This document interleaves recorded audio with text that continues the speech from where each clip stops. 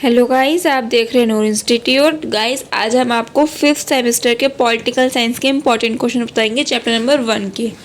लोक प्रशासन का अर्थ, क्षेत्र और महत्व, इसके आज हम बताएंगे इंपॉर्टेंट क्वेश्चन।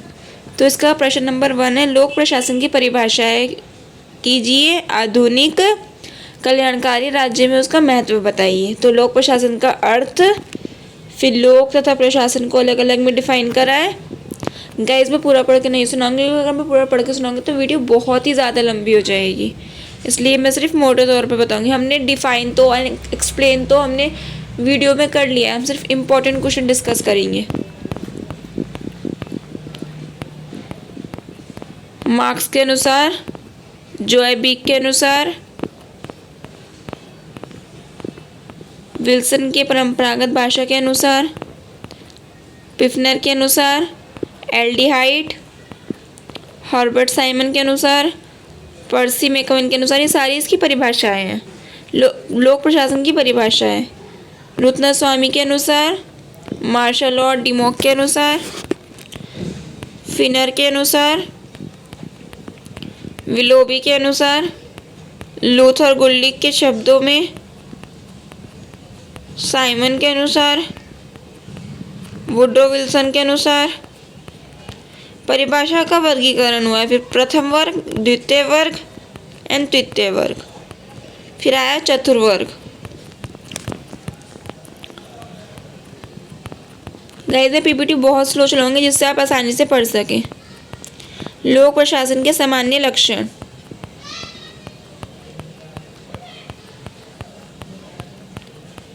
फिर आता है हमारा लोक प्रशासन के क्षेत्र के संबंध में पोस्ट गॉर्ब दृष्टि पर टिप्पणी लिखिए। या फिर इसका एक और प्रश्न बन सकता है, लोक प्रशासन के पोस्टकार्ड कार्यों पर टिप्पणी लिखिए। या फिर एक और अथवा प्रश्न बन सकता है, लोक प्रशासन के क्षेत्र तथा प्रकृति की विवेचना कीजिए। इन तीनों प्रश्नों का एक ही सेम आंसर होगा। लोक प्रशासन का क्षेत्र,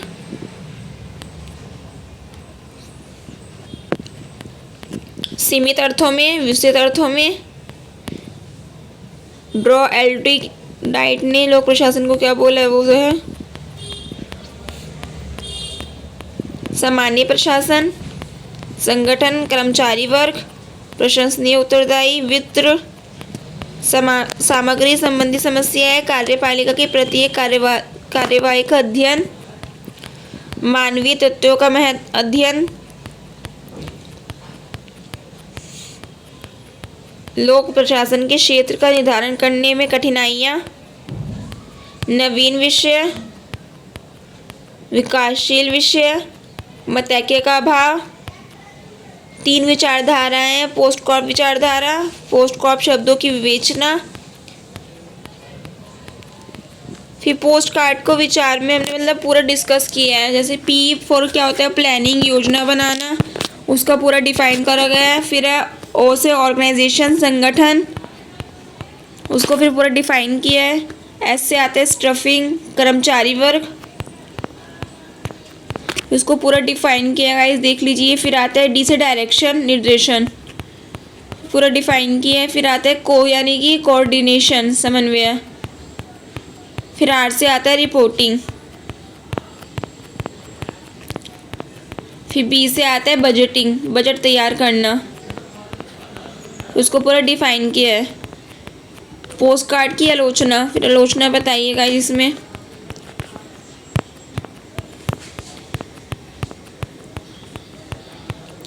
पाठ्य विषय संबंधी विचारधारा,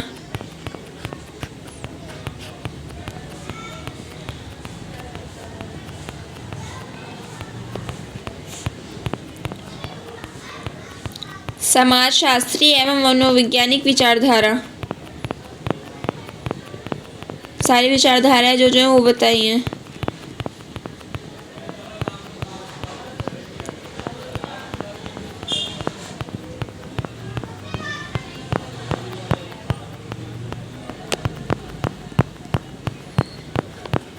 प्रशासकीय सिद्धांत, फिर इसमें जो सिद्धांत है वो बताइए।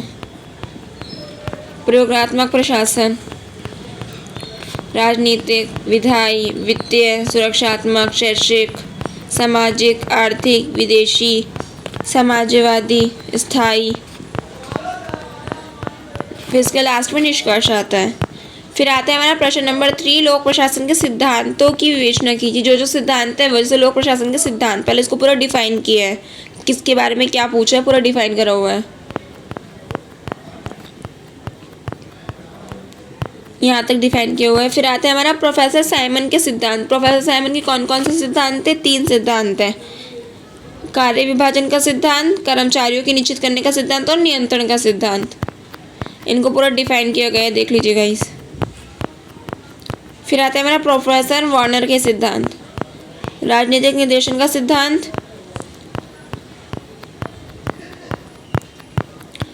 लोक उत्तरदायित्व का सिद्धांत,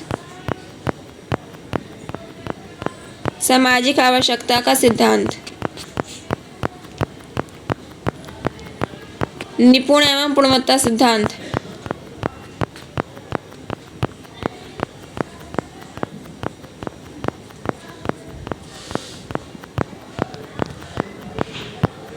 संगठन का सिद्धांत,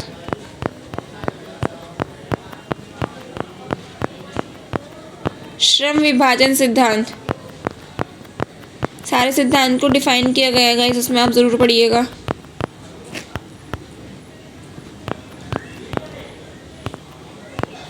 लाइन एजेंसी, स्टाफ एजेंसी। फिर आता है जनसंपर्क का सिद्धांत,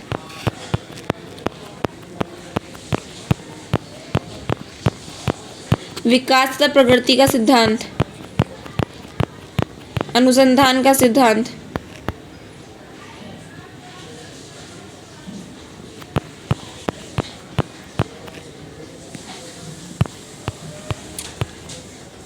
लोक प्रशासन के समन्वय सिद्धांत कौन कौन से है वो देखिए। कर्तव्य एवं समन्वय का सिद्धांत, उत्तरदायित्व का सिद्धांत, सत्ता एवं अधिकार का सिद्धांत। ये जो इम्पोर्टेंट सिद्धांत है इसके लोक प्रशासन के, वो अनुशासन का सिद्धांत,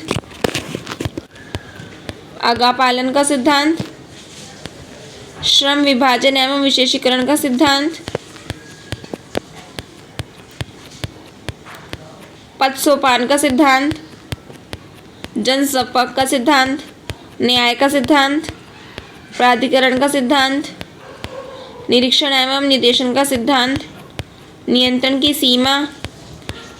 तो गाइज यहाँ पे आके क्वेश्चन 3 कंप्लीट होता है हमारा। फिर हमारा क्वेश्चन नंबर 4 आता है, लोक प्रशासन के अध्ययन का महत्व स्पष्ट कीजिए। फिर लोक प्रशासन का अध्ययन का महत्व, लोक प्रशासन के महत्व का विवेचन करा हुआ है। फिर प्रशासन राज्य के स्वरूप का एक विशिष्ट भाग, लोक प्रशासन की व्यक्ति लगभग संपूर्ण जीवन से संबंध, प्रशासकों के लिए महत्व,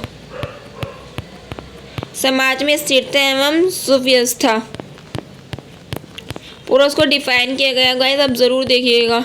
मैं पूरा पढ़ के इसलिए नहीं सुनाऊंगा क्योंकि वीडियो हमारी फिर बहुत ही ज़्यादा लंबी हो जाएगी। आप देख भी सकते हैं आंसर इतने लंबे लंबे, अगर हम पूरा डिफाइन करेंगे तो बहुत ही लंबी वीडियो हो जाएगी।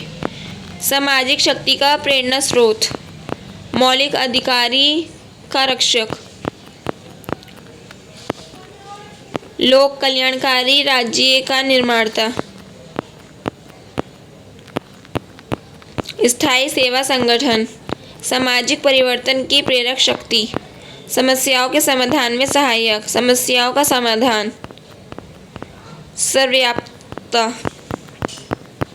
सामाजिक कुरीतियों का अंत, जनतंत्र के लिए आवश्यक, सभ्यता का संरक्षण, अधिकारों एवं प्रभुत्व के बीच समन्वय लाने वाली शक्ति, छात्रों के लिए उपयोगिता, संस्कृति और प्रशासन का संबंध। इसी के साथ गाइस हमारा फर्स्ट चैप्टर के इम्पोर्टेंट क्वेश्चन कंप्लीट होते हैं। गाइस ये आप इम्पोर्टेंट क्वेश्चन है ज़रूर पढ़िएगा। मैंने पीपीटी बहुत स्लो चलाई जिससे आपको बहुत आसानी से समझ भी आ सके और आप बहुत आसानी से पढ़ भी सकें। गाइस अगर आपको हमारी वीडियो पसंद आई तो वीडियो को लाइक ज़रूर कीजिए और अगर आप हमारे चैनल पे न्यू हैं तो चैनल को सब्सक्राइब कीजिए एंड वीडियो को ज़्यादा से ज़्यादा शेयर कीजिए जिससे हमारा मोटिवेशन बढ़ेगा। Thank you so much.